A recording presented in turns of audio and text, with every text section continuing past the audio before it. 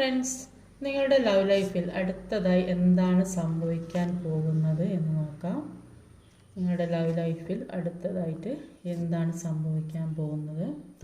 3 cards വെച്ചിട്ടുണ്ട്. അപ്പോൾ എന്താ നിങ്ങളുടെ ലൈഫിലേക്ക് സംഭവിക്കാൻ പോകുന്നത് എന്ന് നോക്കാം. അപ്പോൾ നിങ്ങൾക്കൊരു പുതിയ ഡെത്ത് ആൻഡ് റീബർത്ത്, പല കാര്യങ്ങളും നിങ്ങളുടെ ജീവിതത്തിൽ അവസാനിച്ചിരുന്നിട്ടുണ്ടെങ്കിൽ, എല്ലാം തകിടം മറിഞ്ഞ് നശിച്ചിട്ടുണ്ടെങ്കിൽ, എല്ലാം പൊട്ടി ഒരു തേർഡ് പാർട്ടി സിറ്റുവേഷൻ കാരണമായിരിക്കാം നഷ്ടപ്പെട്ടത്. പല ജീവിത സാഹചര്യങ്ങളും നിങ്ങളുടെ റിലേഷൻഷിപ്പിൽ നശിപ്പിച്ചു, ഒന്നും ഇല്ലാതാക്കി. അതുകൊണ്ട് നിങ്ങൾ ഒരുപാട് ദുഃഖിച്ചിരിക്കുന്നതായിട്ടാണ് കാണുന്നത്. പക്ഷേ ഇതിൽ നിന്നൊക്കെ നിങ്ങൾക്ക് മാറി ഒരു പുതിയ സൂര്യോദയം നിങ്ങളുടെ ജീവിതത്തിലേക്ക് വരുന്നു എന്നാണ് കാണുന്നത്. ഒരു തേർഡ് പാർട്ടി സിറ്റുവേഷൻ, ഏത് രീതിയിലായാലും ഒരു തേർഡ് പാർട്ടി സിറ്റുവേഷൻ നിങ്ങളുടെ നിങ്ങളുടെ ലവ് ലൈഫിനെ ഒരു ടവർ മൂവ്മെൻറ്റിൽ എത്തിച്ചു.